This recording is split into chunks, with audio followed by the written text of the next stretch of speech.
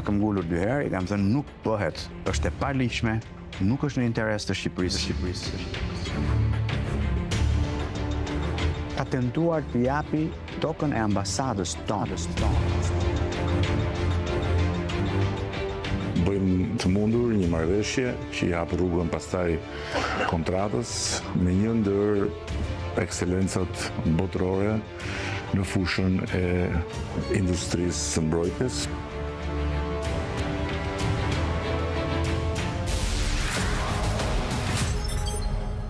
Mirëmbrëma, po fillon plug. Në kohën kur Arben Ahmetaj, ish zëvendës kryeministri, do të denonconte për herë të parë shtetasin izraelit Roni Efet si mik dhe bashkëpunëtor të ngushtë të kryeministrit, shumë pak veta e njihnin apo kishin dëgjuar për emrin e tij. Ai do të shfaqej në skenë në çdo takim ku palë do të ishin izraelitët, por jo vetëm. Siç u mësua më pas, Roni Efet, pas Charles McGonigal, do të ishte sekseri politiko-diplomatik dhe ekonomik për kryeministrin shqiptar. Por misia për këto qëllime u pasua sigurisht me një kosto jo vetëm financiare për shqiptarët, por edhe me një rrezik sigurie për Shqipërinë dhe NATO-n dhe Shqipërinë si pjesë e saj. Sot do t'ju sillim fakte skandaloze mbi figurën e Roni Efet, i cili nuk është thjesht një biznesmen, nuk është thjesht personi që përfiton miliona euro nga qeveria dhe i është dhënë në dorë plotësisht industria e armëve nga Edi Rama. Me dokumente të siguruara nga institucionet e drejtësisë amerikane, do t'ju tregojmë se Roni Efet është një personazh pjesë e padive në të paktën 4 herë për raste mashtrimi dhe zhvatje, si dhe një rast i hetimi penal për korrupsion në Senegal.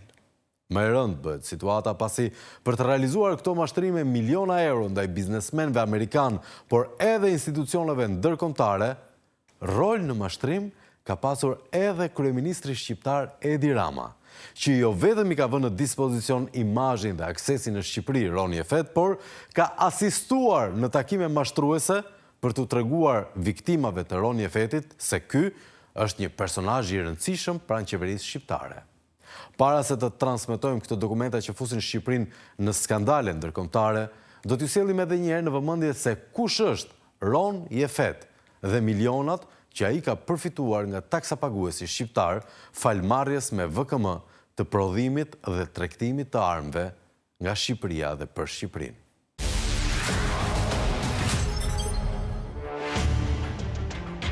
Në 2 vitet e fundit, kryeministri Edi Rama shfrytëzon thuajse çdo dalje për të treguar se ushtria shqiptare po rilind.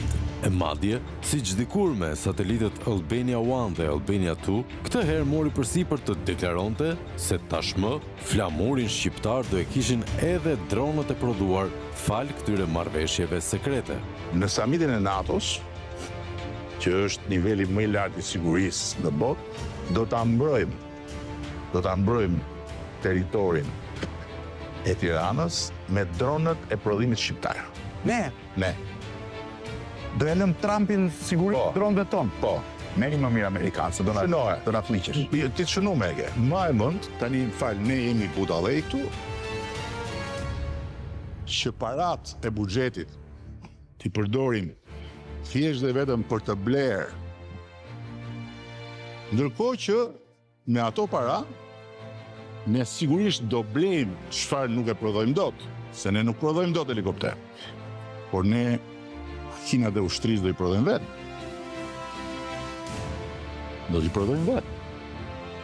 Dhe ju do të shikoni që do t'i prodhojmë vetë. Dhe do t'i prodhojmë vetë jo vetëm për ushtrinë shqiptare, por do t'i prodhojmë dhe për eksport. Kryeministri Edi Rama duket se ka pasur plotësisht të drejtë kur u shpreh se ai dhe bashkëpunëtorët e tij nuk janë budallënj, që të bëjnë tendera të drejtë, të marrin oferta konkurruese apo të shpenzojnë buxhetin e ushtrisë pa abuzuar me fondet e shqiptarëve. E këto fonde, siç tha vetë kryeministri, nuk do të shkojnë më jashtë, por do të përkthehen në investime në Shqipëri, ku shteti do të përfitojë sërish nga ngritja e kompanisë publike Kajo, të cilën mori përsipër ta mbrojë njësoj si Akshin e Mirlinda Karçanaj.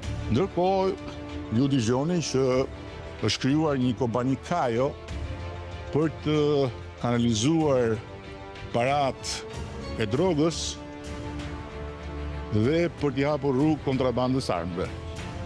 Kjo është akuza. Apo ja.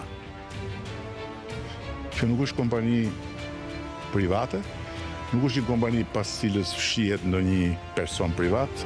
Pasi kishte gati planin, kishte krijuar kajon për të qenë në krye të gjithë operacionit, javën e shkuar, në datën 10 prill, kryeministri Edi Rama miratoi 2 VKM të posaçme për t'u hapur rrugë kajos që të negociojë me kompani private që të nisin punën për industrinë e armëve, por me pikpyetje të mëdha sa i përket sigurisë së NATO-s. Me këto 2 VKM, Edi Rama i dha dritën jeshile krijimit të kompanive, ku për prodhimin e dronëve, shteti do të ketë 25% të aksioneve dhe për prodhimin dhe riparimin e mjeteve lundruese do të ketë 40% të aksioneve. Por duket se kompania private që do të krijohet dhe që do të marrë të drejtën e prodhimit të armëve, ku një vend antar i NATO-s është thjesht garantor që i jep miliona, është paracaktuar fal vizionit të Ron Yefet, personazhi izraelit i akuzuar tashmë në SBA për zhvatje dhe mashtrim.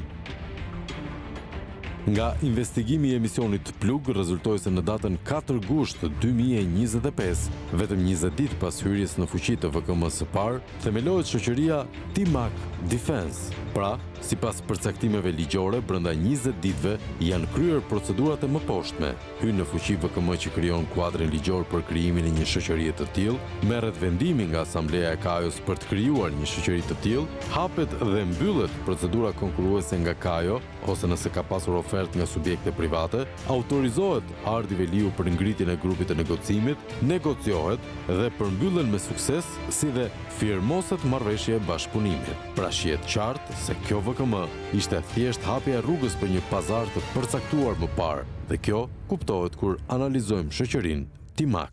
E për më tepër, është e pamjaftueshme që brenda 20 ditëve të ideohet, projektohet, analizohet, konkretizohet një marrëveshje e tillë dhe aq më shumë për të parë interesat e shtetit, siç shprehet kryeministri Edi Rama. Dhe nga shitja, shteti shqiptar, forcat e armatosura do të përfitojnë 49%. Timac Defense themelohet në 4 gusht të 25-s, me aksioner 80% kompaninë Timac dhe 20% Kajo. Siç me VKM-n e dytë, u ul pas një sqarim për qindja e aksioneve shtetërore në këtë kompani, duke i lënë privatit pothuajse të gjithë pjesën e fitimit. Administratore e kësaj kompanie do të jetë Arieta Puca. Po, kush është kompania Timac? Kjo kompani u përdor si baza shqiptare për zbatimin e planit të Edi Ramës dhe Ron Yefet. Timac është themeluar në vitin 2016 me aksioner 50% Apostol Papa dhe 50% Arieta Puca. Edhe pse një kompani e suksesshme, në vitin 2021 Apostol Papa i shet aksionet ortakes Arieta Puca. Menjëherë pas miratimit të VKM-s së parë në 11 qershor 25, Arieta Puca vendos të shes 49% të aksioneve shtetasit Ron Yefet. Pikërisht këtu del në skenë edhe qëllimi dhe personazhet kryesor të kësaj skeme. Ron Yefet u shfaq si miku izraelit i kryeministrit Edi Rama, i cili qëndron pas kontakteve të kompanisë Elbit System, të sankcionuar nga NATO për korrupsion dhe mashtrim.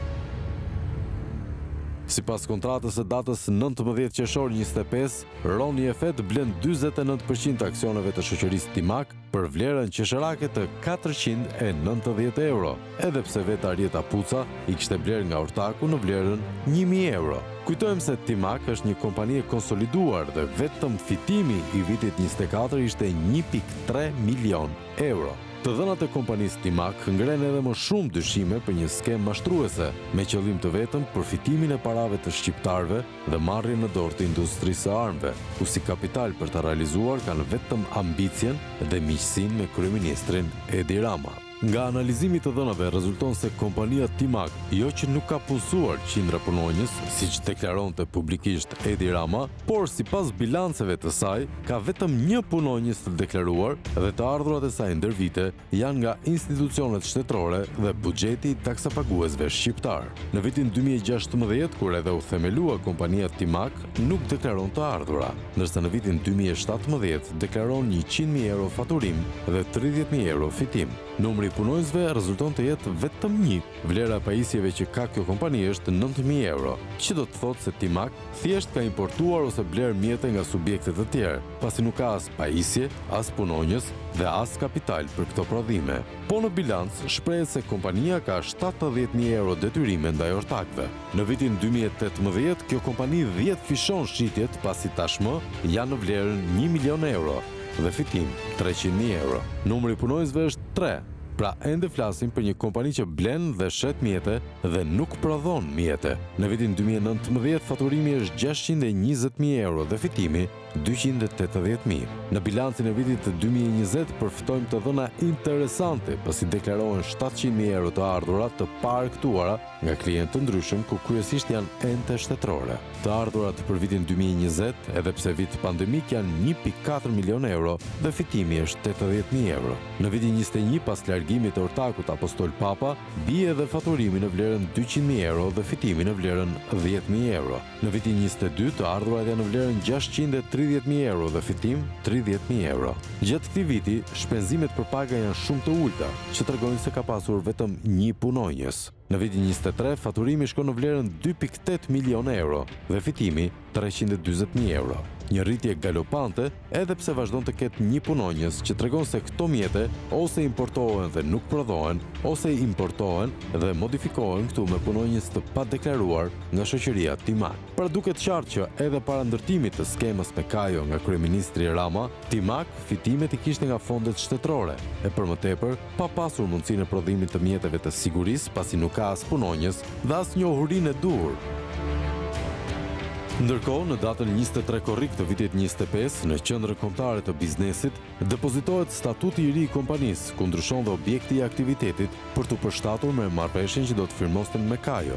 Sipas statutit të ri, Arieta Puca në rolin e themelueses së shoqërisë dhe Ron Jefet në rolin e investitorit kanë lidhur një marrëveshje bashkëpunimi në datën 17 qershor, vetëm pak ditë pasi u miratua VKM-ja e parë për themelimin e kompanisë Timak Defense. Po sipas statutit, rezulton se fitimet e kësaj kompanie do të ndahen 50 me 50 dhe jo 51 me 49, siç janë aksionet. Pra duket qartë se në kohën që në Këshillin e Ministrave gatueshin VKM-t për këtë skemë, në zyrat e kompanisë Timak gatuej gatishmëria e kësaj kompanie për të plotësuar kuadrin ligjor. Edhe një herë faktohet se nuk bëhet fjalë për ngritjen e një kuadri ligjor për t'i ardhur në ndihmë dhe menaxhuar fondet e ushtrisë, por për nxjerrjen e ligjeve dhe VKM-ve për t'i hapur rrugë skemës ku në qendër qëndron Ron Jefet. Tashmë, miku izraelit ju gjet dritarja e regjistrimit në Shqipëri. Ju miratuan VKM të posaçme dhe do të nis operacioni i thithjes së parave të taksapaguesve shqiptar. Ndryshe nga sa deklaron kryeministri Edi Rama se për këto kompani private shteti nuk do të paguajë asgjë, e kundërta ka ndodhur që në orët e para. Po mirë, jemi budallëne që të vazhdojmë të bëjmë tendera uniformash që i përfundojnë gjithmonë me komisione e prokurimit në hetim dhe pastaj. Askush nuk e mendon se kryeministri i Shqipërisë, Edi Rama, është budalla. Por ama, është fakt që shqiptarët po i trajton si budallënj, duke i mashtruar me të pavërteta. Vetëm javën e shkuar, kryeministri Edi Rama deklaroi se për këto kompani dhe aktivitete private në sektorin e ushtrisë, shqiptarët nuk do të paguajnë nga taksat e tyre. Por e vërteta duket se është shumë ndryshe. Timak Defense u themelua në gusht 25 dhe vetëm 3 muaj më pas, në tetor dhe nëntor 25, merr 2 pagesa nga thesari në vlerën e 1 miliardëve, ose 10.48 milion euro. Pra 10 milion euro. Kryeministri Edi Rama u ka dhënë vetëm 2 muaj pas themelimit, ndërsa shqiptarëve ju thotë se nuk do të paguani. Jemi budallëne që për çdo lloj droni duhet shkojmë të kuturisemi për t'ja u blerë tjerë. Pse nuk i prodhojmë dot me dronët inteligjent në Shqipëri? Çfarë na pengon? Dhe ne kemi filluar punën për prodhuar dronë inteligjent në Shqipëri dhe jo dronë të thjeshtë, dronë sofistikuar. Përsëri me shtetin brenda. Nga përshkrimet e pagesave përftojmë të dhëna të rëndësishme.